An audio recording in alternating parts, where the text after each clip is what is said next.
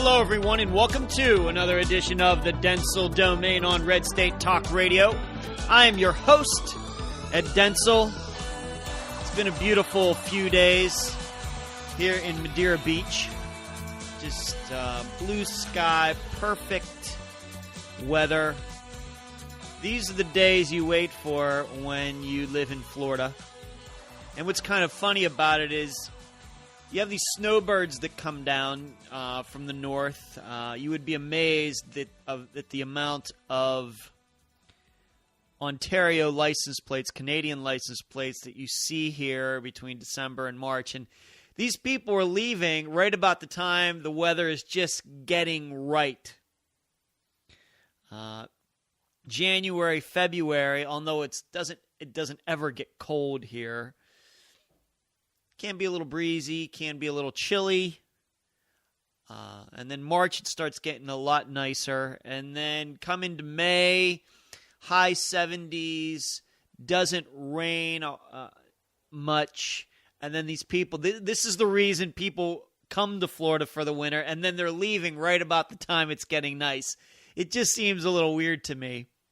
But I can tell that not as many cars on the road the last week here in Madeira Beach. I went to my writers group yesterday, and there weren't as many people there because many of the people who were in it the last 3 months were snowbirds who have now gone back to wherever they came from. So that was kind of funny. So I anticipate my writers group being a lot smaller until the winter next year, and that's fine. Just some interesting things. Going on here. The NCAA tournament, the final was last night. I did not watch the game, but I listened to the last few minutes of it when I saw that it was close. I guess I'd gone to ESPN.com or something and saw that it was a back and forth tight game. So I thought I'll check out the last couple minutes, and I listened to the last couple minutes on my phone. Spectacular ending, and then, in fact, there's even a video out there of the coach of Villanova, and I'm forgetting his name right now. His first name's Jay. I can't remember his last name. But as the ball is in the air, he said you can see him mouth the word bang, as if he knew that the shot was going in before the ball even got close to the hoop, which is kind of funny. And, you know, it's the camera's just on him, and he's looking at it, and you can watch his eyes, and he goes bang. And then like a second later, everybody behind him, you can see jumps up, and that's when the ball actually goes through the net and Villanova wins. But he knew it was going in about a third of the way there, which is what a fantastic video. And I'm happy for Villanova because they're members of the Big East, and my team, the University of Pittsburgh, used to be part of the Big East. So I'm happy that the Big East won the championship. I can live with that. And one more thing before I get into the political part of the show, because that's why this show exists. I saw that the soccer player Abby Wambach got caught with a DUI. I think it was in Oregon. And a lot of the male members of the U.S. team have come out making fun of her, and this is a kind of a blowback from something that she said about the men's team last year about she didn't like it that Jurgen Klinsmann was going to Germany and other places, other countries to find players for the American team. Granted, guys that are eligible because one of their parents is an American, but she thought that it was wrong that Jurgen Klinsmann was doing that. So some of those same guys are now making fun of her for getting caught with this DUI. And I don't really want to get into that. That's the ugly part of it. But can I just say for the record that, and I'm not a soccer fan by any means unless the United States team is involved. Abby Wambach does not look good. I mean, she's not and I know that she's a lesbian and got married a couple years ago, and I don't even mean that.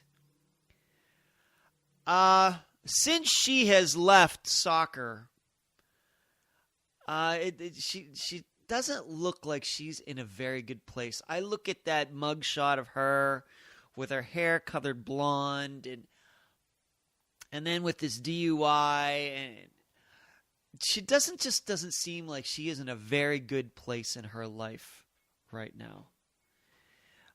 And not that she should care what I think about her and what I think she should care what I think she should do, but you almost get the feeling there's something going on behind the scenes that you just don't see, and maybe this DUI is a sign of that.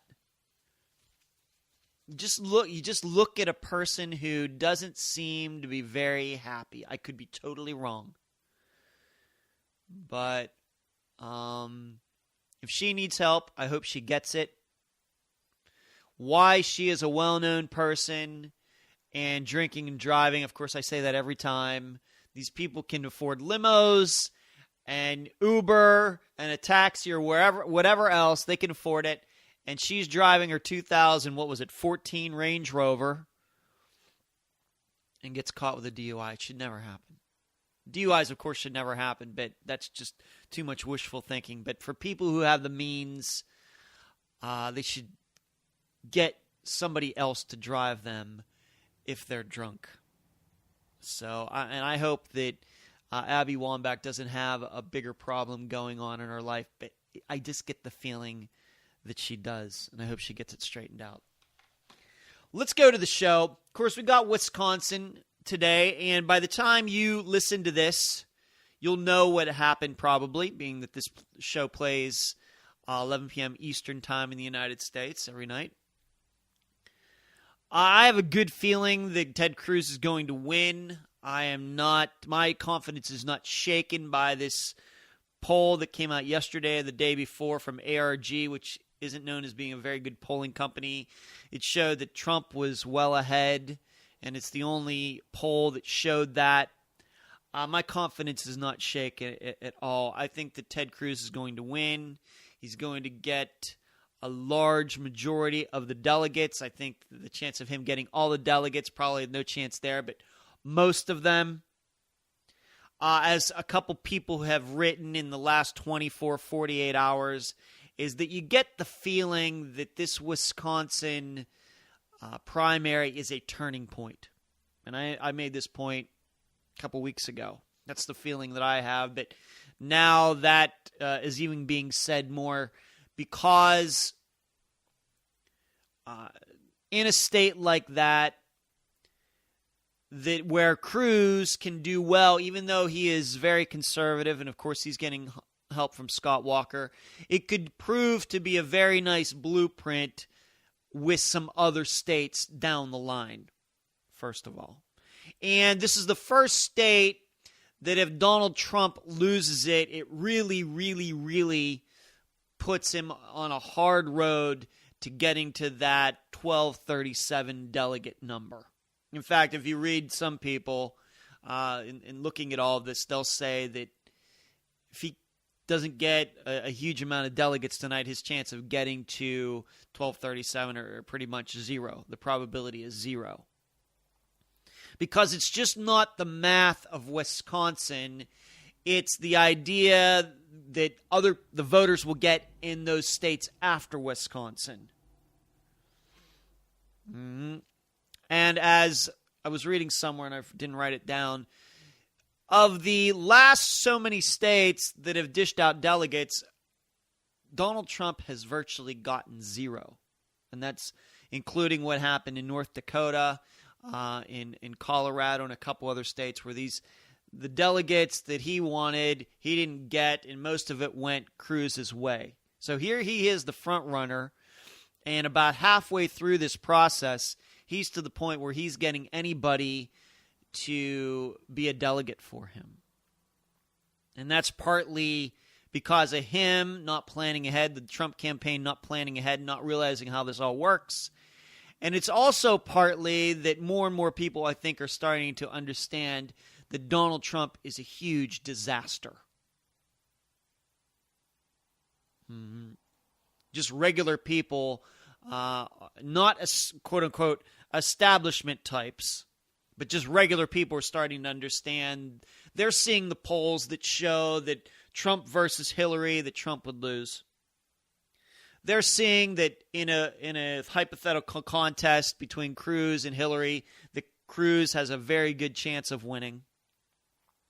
I mean, if I'm seeing it, a lot of other people are seeing it. And that's probably going through the heads of many voters in Wisconsin and on down the line. In fact, I saw a recent California poll where Cruz is getting, just poll by poll, it seems he's getting closer and closer and closer.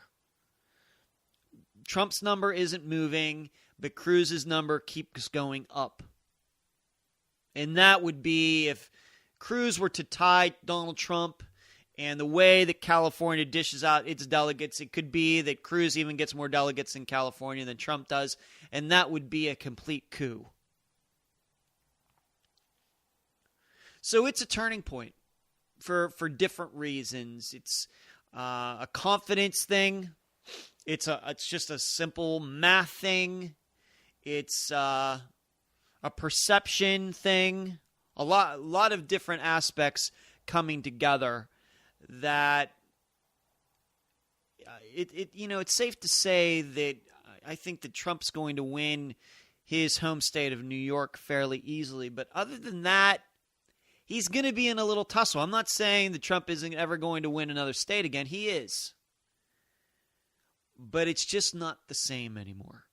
There was that time, those days of New Hampshire, South Carolina, Michigan, Florida, they seem so far away now, don't they? Where Trump just steamrolled his way through those states. It seems like that happened like 4 years ago. And that now, even though Trump has the most delegates, he seems like yesterday's news. Kind of like a fad, which is something I said Donald Trump was a month and a half ago. I compared him to Barack Obama in that respect. Barack Obama, fad. Proving it in that he got less votes in 2012 than he did in 2008. And I don't even know. I mean, I know Barack Obama tends to think that he'd do well if he could run in 2016. I'm not so sure. So, but Wisconsin, the funny part about this is that going into this election season, going back to a year ago, let's say, had you said to somebody, I think Wisconsin is going to play a big part in the Republican side this time, and they would have been right. It just would have been for different reasons. Of course, a year ago it would have been, probably because Scott Walker is leading the field, and now his state is up for the primary April 5th, which means he's going to win that and maybe get a lot closer to getting the delegates that he needs. If you had said that Wisconsin was going to be a big deal a year ago, that's probably what you would have been thinking. And here we are a year later, and it's Ted Cruz who looks like he's going to run away with this win, and Donald Trump is going to come in second, and Scott Walker has been out of the race for 4 or 5 months. That's life. Just hard to predict. So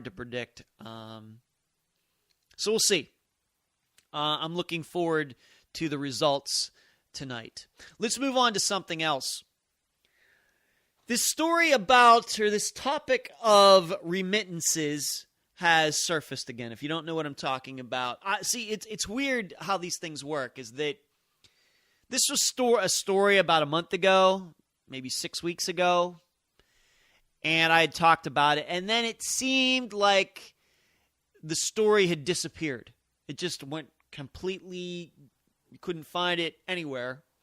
And now within the last few days, this topic about how Donald Trump's, how he says, if he is president, that he will have the federal government seize the money, these electronic transfers that are going between Mexicans who are in the United States working, and the money that he was going to seize that money that they try to send back to Mexico. And you should know that that money that gets sent back to Mexico is a decent-sized portion of the Mexican economy. Didn't write down the percentage, but I know that the first time I talked about this, it was a considerable percentage. And at the time, like I said, research is allowable for this show. I do research. I do a lot of reading. And at the time, I didn't need to read anybody else because it didn't seem anybody else was talking about it at the time. I said, how are you going to do this? I mean, as soon as the federal government announces that it's going to seize these transfers that are going from American banks to their branches or different banks in Mexico, the Mexicans who are here or whoever else are here, whatever other nationalities here, they're just going to change the way they send the money back. That's all they're going to do. Now, Donald Trump, what he wants to do is he wants to use this money to build that wall that he keeps talking about. And there's a couple stories out there, one in particular at redstate.com, the other Red State, I have to say that every time, that his beliefs about building a wall are a lot shallower than he lets on. And you can judge that for yourself. You can go to redstate.com and read that blog post for yourself. But he can't seize any money if these people who are here get smart and choose some other way to send the money back to Mexico, or once again, I'm not here to pick on Mexico, or any other country where people are sneaking in here. Okay? There's no money to seize if the people change their ways. I mean, what's the federal government going to do? What happens if these people just take the cash and get money orders and mail it back the checks, the money orders, back to Mexico? What's the federal government going to do? Seize every piece of mail that's going back to Mexico? What if they want to use UPS or Federal Express? Is the federal government going to seize all those boxes with the money in it? Maybe they'll just get cash, put it in a box, send it back to Mexico. Is that what the federal government's going to do? And it's amazing that, and I made this point back then, and it's still now, that Trump supporters still believe this can work. It can work. And it just shows how people who they may call themselves conservative don't understand economics. That when you try to stop something, it's funny how people will find some other way to get around it. And at some point, maybe the reason that they do that is because they're right and the federal government is wrong. I remind you, there's nothing illegal about these people taking their money. Now, they may be in here illegally, and they may be getting paid under the table, but the mere fact of sending money from one country to another is not illegal. You have to remember that. Now, there may be some intricacies about whether people who are here illegally can do that, but I have a question. How do you determine who the illegal people are and who the legal people are who are both sending money to the same place? How do you do that? How do you do that? Seems like a lot of paperwork. I'm not saying it can't be done, but it surely can't be done efficiently. And surely the money involved to do that would probably take a lot of money away from that wall that's going to be built, allegedly. Because when you start sitting down and thinking about all this, you start to understand, because I can understand on the surface, it seems like a sensible idea. We're going to get the Mexicans to pay for our wall. We're going to get the Mexican government to pay for our wall. We're going to do this. We're going to do that. We're going to get this other person. Just talking about it, it seems so sensible. But when you start thinking about, well, what would I do if I was in that position? If I was in a country and a government was going to seize my money, what would I do? You know what I'd do? I'd probably find another way to get my money back to the country that I'm from. For example, me, I sneak into Canada. I can't fathom the idea why I'd ever want to sneak into Canada anyway. But in any case, if I sneak into Canada and I'm working there illegally, I'm making Canadian dollars. They call them loonies, by the way. And the Canadian government says we're going to start seizing remittances for people sending money back to the United States. Do you think I'm just going to keep sending the money back to the United States and keep allowing it to get seized? Really? No, probably what I'm going to do, once again, like I said before, turn it into Canadian dollars, send it back to the United States, and then my family or friends, whoever I'm sending them money to, can figure it out for themselves. Or I go get a money order in Canadian dollars and send it back to the United States, and then it'll get converted to American dollars when those people take it to their bank. On and on and on. That's what's going to happen. In fact, if I get really, really, really desperate, I could just take the money that I'm getting. I could sneak out of Canada back into the United States, give the money to those people, and then sneak back into Canada. I mean, if that's a last resort, which I'm going to guess that some Mexicans and other nationalities may try to do. Because it's surely better than sending the money back electronically and allowing it to get captured and quote-unquote stolen. Which it's not even quote-unquote. It actually would be stolen. And that's another part of this. What about private property? What about those Mexicans who are here legally, that came here, got their citizenship, and still send money back to their family, friends in Mexico? It's their money. They've earned it legally. It is private property. It cannot be seized. Or is Donald Trump just going to seize that money too? I just want to know. These are the hard lessons of economics. And the reason that people make the decisions that they do, that laws seem to make so much sense, but then we as humans, we can be pretty creative. Our minds are very good at figuring out different ways of doing things. That's why the human animal has been able to improve itself over thousands and thousands of years. Because we are creative, we figure out puzzles, we fix puzzles, we figure out ways to build things and make things better in medicine. Well, that's what our brain does. Our brains are much more capable than the brain of any other animal on Earth. And so it shouldn't be too hard for the average human to figure out how to send money back to another country without the federal government seizing it.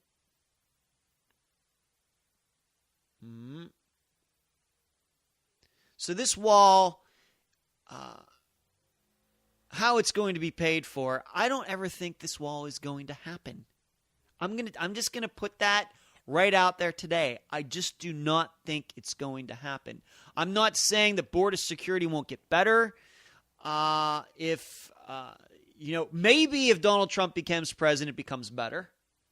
I have much more faith that if Ted Cruz becomes president, that border security will be better.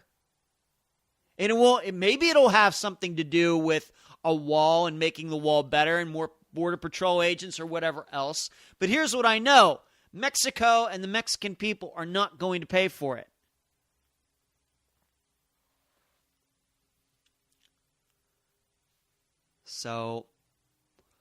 But you can go from conservative site to conservative site, people lending a lot of credence to this.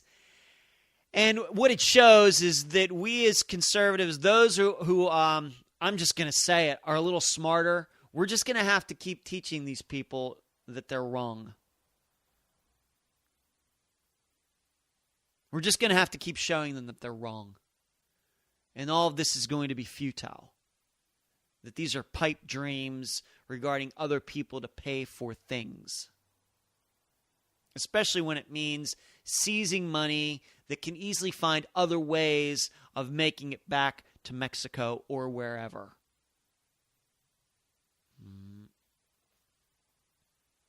So there's that. But some reason this story has popped up again. Maybe it's because, I don't even know, I'm going to guess that Donald Trump is talking about this again. Did he mention an interview on these 1,000 interviews he's done with Sean Hannity? Did it pop up again? So I don't know. It was funny. It was like 6 weeks ago. It was a big story. Then it seemed to disappear. And then when the last couple days it popped up again. I don't know. Let's move on to something else. I saw this story. How do I want to start this? There's a woman I know. She is an ex-girlfriend of mine who lives in California, and I spoke to her just through email recently.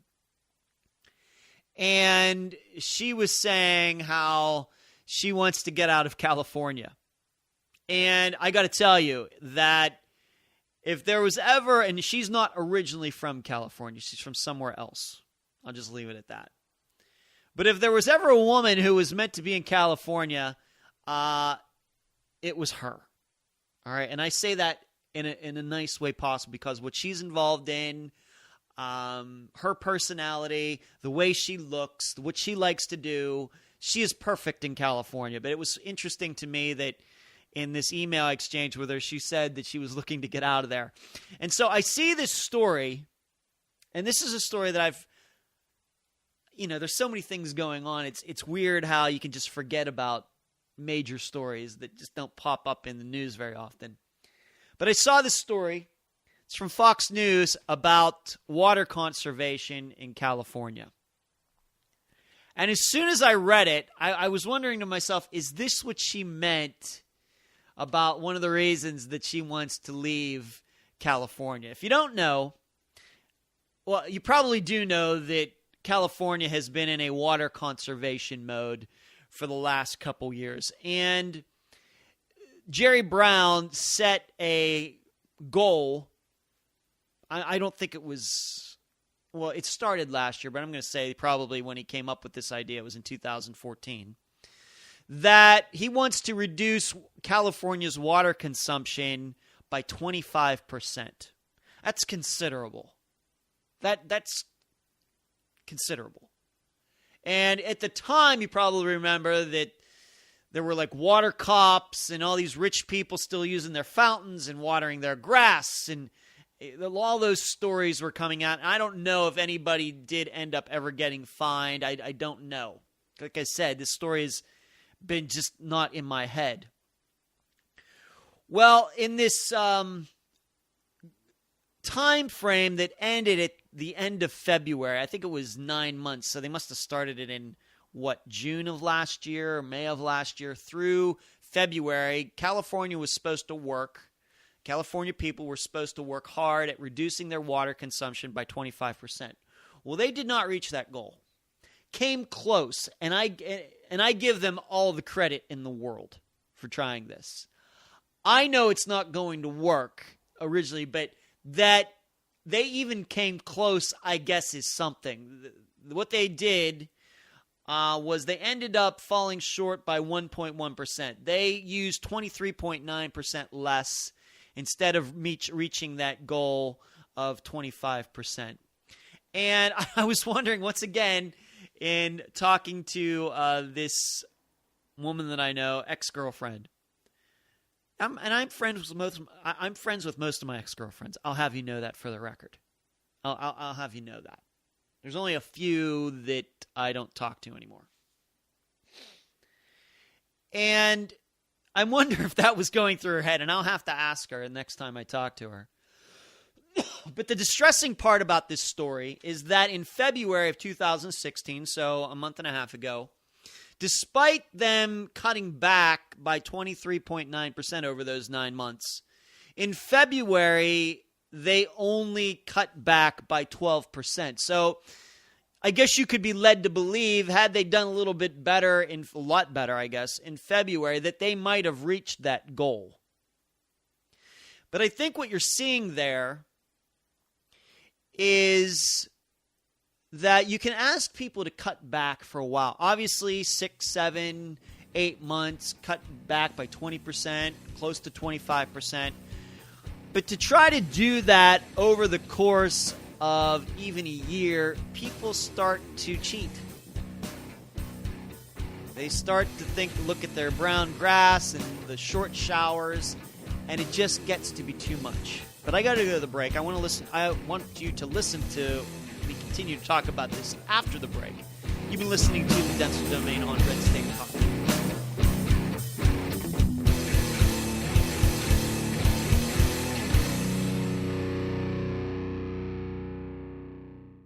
Red State Talk Radio.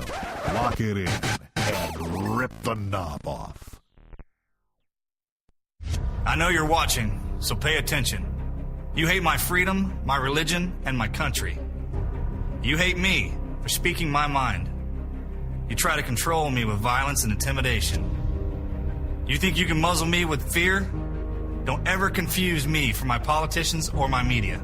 I am an American, free-born and free-bred, and I will call you out for who you are. An Islamic extremist who would kill me for my beliefs. You don't intimidate me.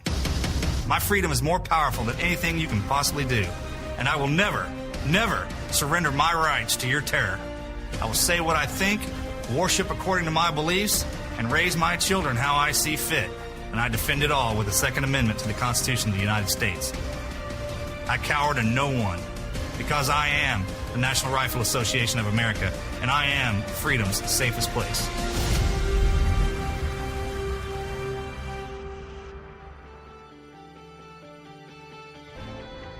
This is Donna Fiducia. For 26 years, I was a member of the mainstream media, most recently as an anchor at the Fox News Channel. Ladies and gentlemen, the mainstream media has failed you miserably. Red State Talk Radio will not fail you. Tune into Red State Talk Radio at redstatetalkradio.com, the dominant force in conservative Internet talk radio.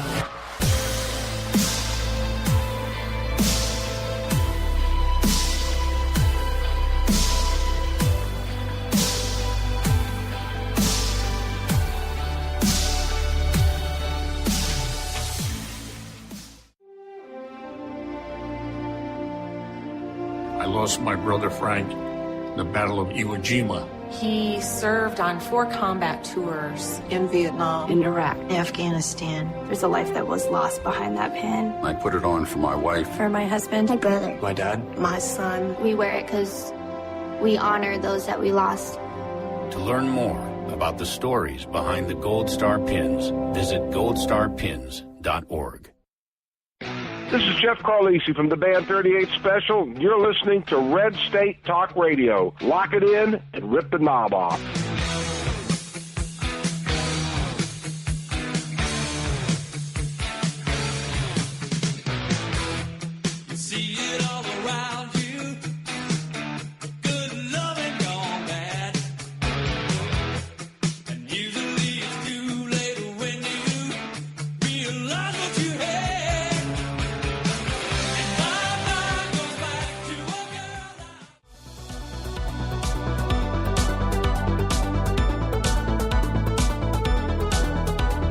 Back at the Dentzel Domain on Red State Talk Radio. I want to continue to talk about this conservation of water in California. And as I was saying before the break, that you can ask people to, it's no different than a diet.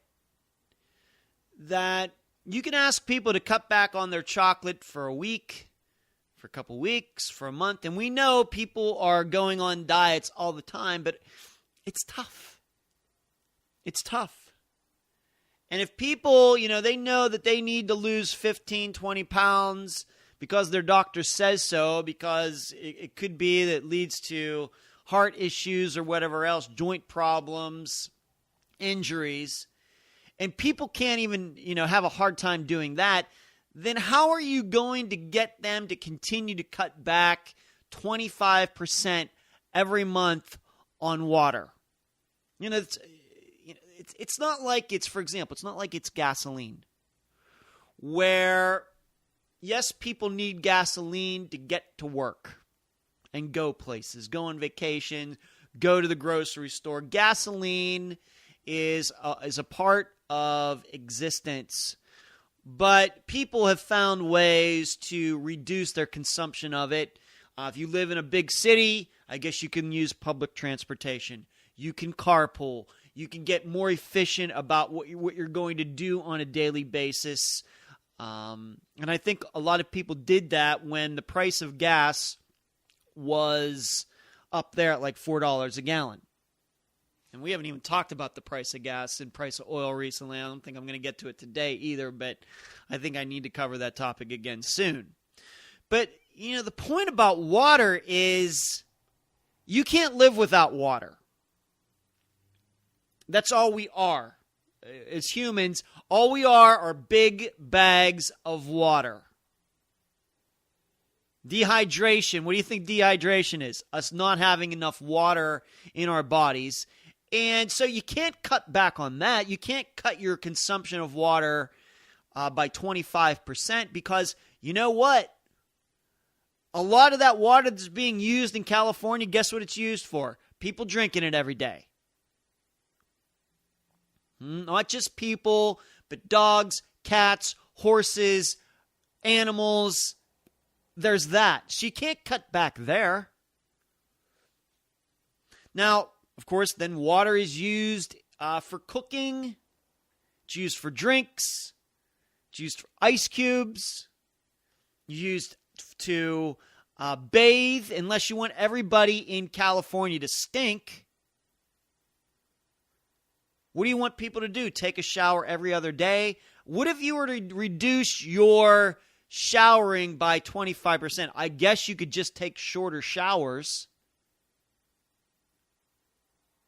You know, and be real quick in there, I guess.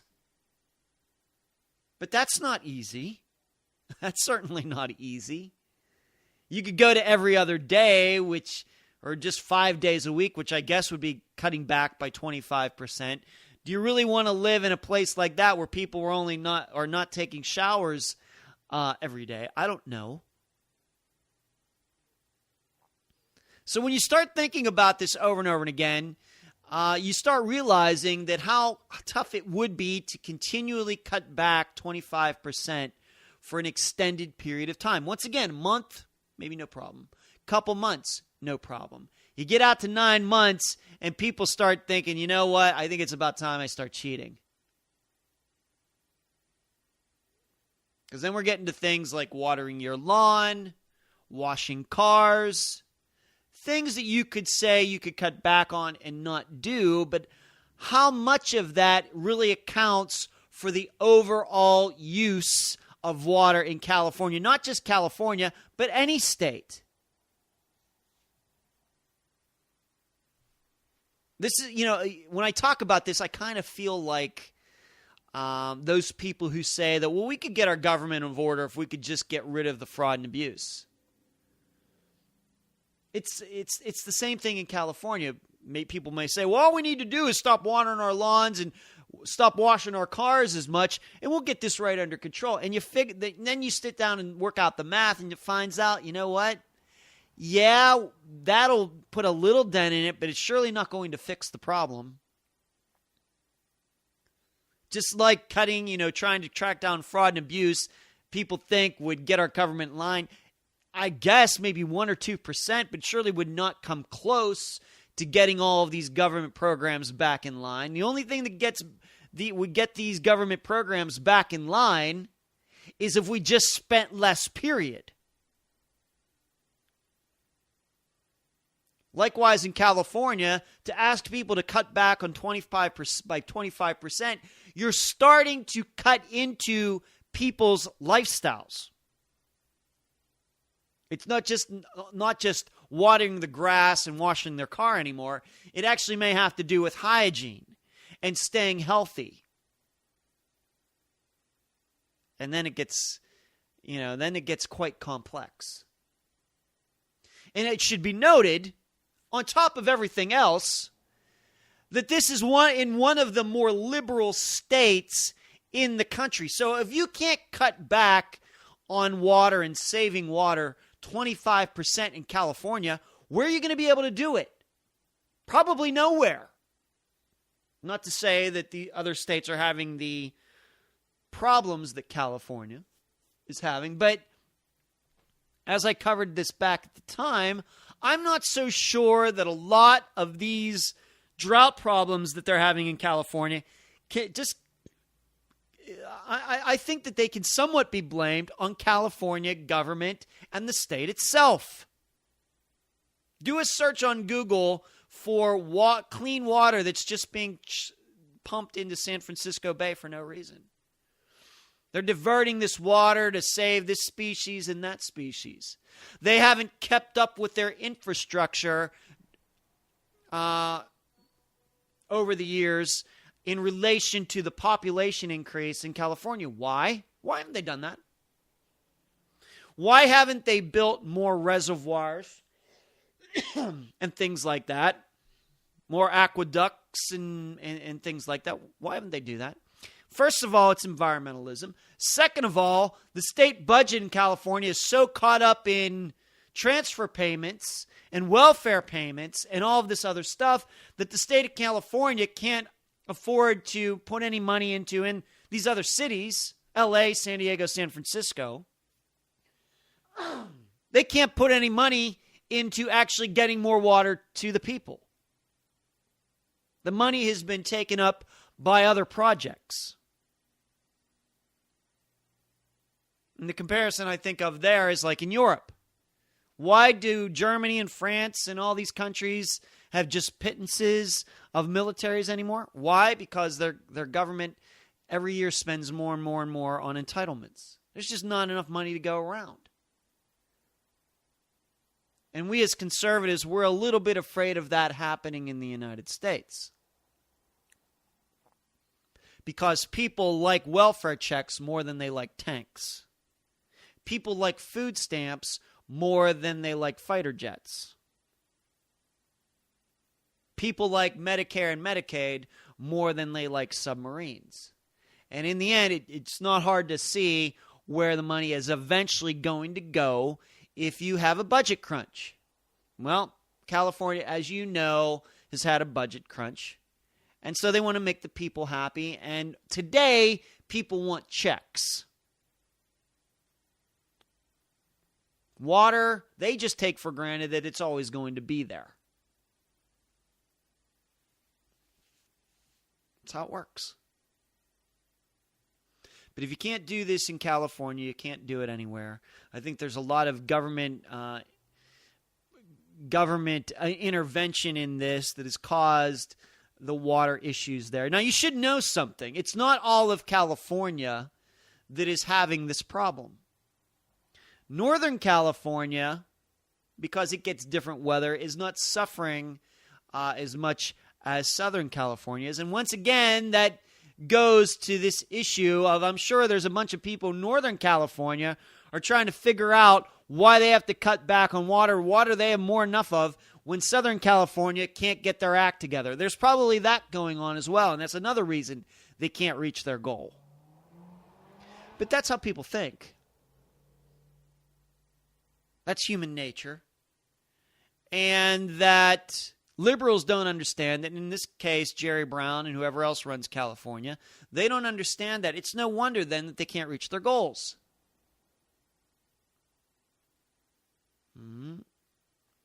Now, what the plan is from now, starting, I guess, in March, they are only required to use 20% less now.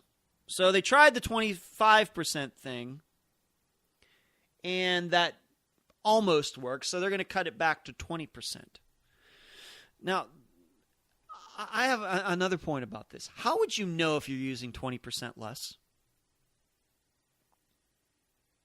Now, I know you might end up seeing that on your bill, your water bill, a month later.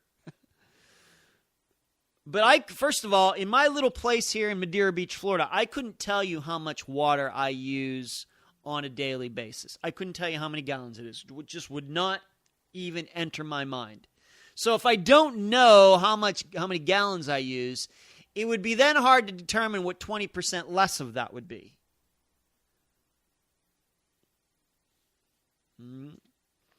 Especially if I thought that cutting back by 20% might get in the way of me drinking enough water per day, for example.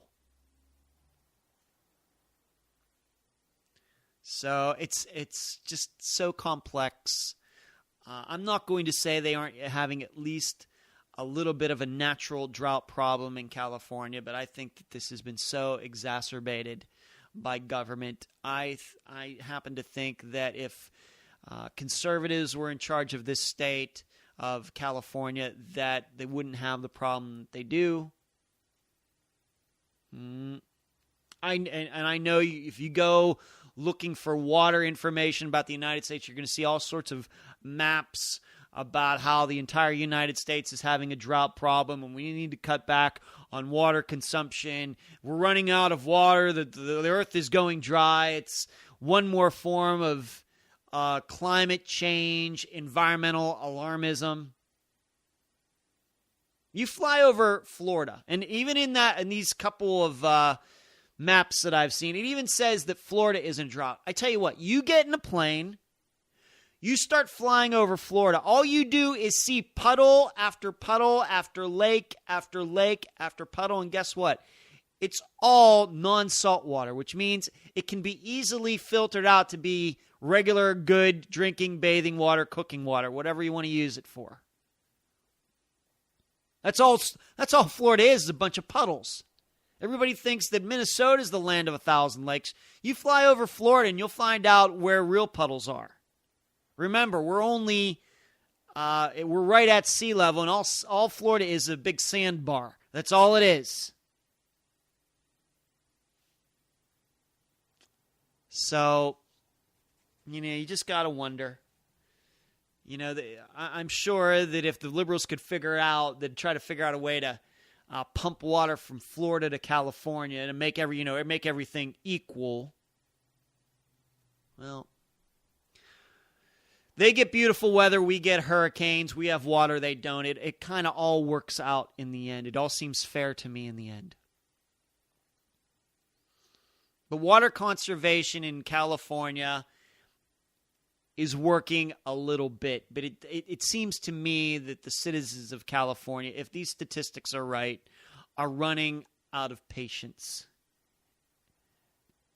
They are. And it's just not the conservatives those are. When you see that they can't reach their goals, it means a lot of liberals who believe probably in what Jerry Brown's saying can't do it either. Let's move on to one more point before I leave for today. I just happened to be watching. I watch a lot of Star Trek The Next Generation reruns online. You can find them. I'm not going to tell you where I find them because you're not supposed to be able to do that. It's people playing this stuff online, I guess, is kind of illegal. But I know some sites where these Star Trek Next Generation, Deep Space Nine, Voyager, they just play episode after episode after episode. And there happened to be this episode called Who Watches the Watchers? And I think it was from the 3rd season, and it deals with the Federation is secretly on this site, on this planet, watching these primitive people, seeing how they act, it's a good way to learn about early human development, something like that. It's Star Trek. And something happens, and they're exposed, and these primitive people start worshiping people from the Enterprise as gods, and they call Captain Picard. They think Captain Picard is a god because one of these primitive people, they get injured, and the doctor heals this guy, and then the guy ends up thinking that Captain Picard is some sort of god. And towards the end of it, Captain Picard has to beam down to this planet and confront these primitive people and tell them that he is not a god, he's just a man, that he is no different than they are. Humans can die. Yes, he and his crew have miraculous seemingly magical equipment that can keep people living and curing people, but in the end, death guts us all. And he has to make that point to the leader of this primitive group. And, it's interesting in watching that I thought about what has been going on in politics. And not just this cycle, but in all cycles. In the way that people who are running for office can get caught up in that same thing. And I wonder, and I've told you, this is this phrase that I have used quite a bit, hero worship. Putting these men and women on pedestals, treating them as if they can do no wrong, and in very much too many people acting like the primitive people in this Star Trek episode, so ready to worship a person who is flawed, makes mistakes, as much as any human who has ever existed. And that drives me nuts. But the other part of it, and what also occurred to me, was a conversation I had with this buddy of mine who was down here this weekend. My good friend who got me into politics originally was down here with his family this past week, and I got to see them on Saturday. And we were talking politics, of course. And we were standing there in his hotel, which is part of the Tampa airport, and I just told him, there's a reason that I couldn't, run for office, is that, me knowing that I'm just a guy. I make mistakes. I've failed at so many things in life. Failed relationships, failed business ventures, didn't do well in college. And then if I were to run for office and all these people would suddenly be worshiping me as some sort of savior, that I'm going to fix the United States. The way I am, I would totally lose respect for these people in a second. It's just the way I am. That they wouldn't be able to see me for just being a person like they are. And that's what is so weird to me. Not just about Donald Trump supporters, but supporters of any of these candidates. The way they will go out of their way to defend any of them is a little bizarre to me. And what's also bizarre to me is that you hardly ever hear any of these men or women act like Captain Picard does in this episode, where he just goes down there and says, you know what? I don't deserve to be worshipped like that. Yes, I'm a leader. Yes, I think that I have some good ideas for the United States. I want to do things, but I am just a person like the rest of you.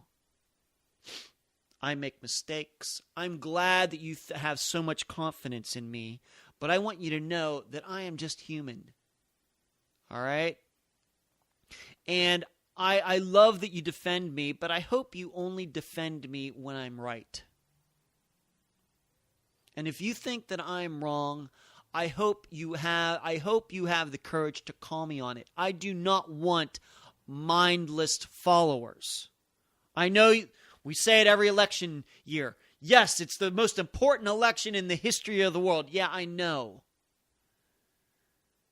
But we have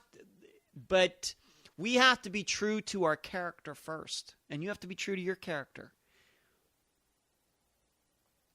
Do not treat me as some sort of special person just because I'm running for this office. I'm doing it because I care about my country.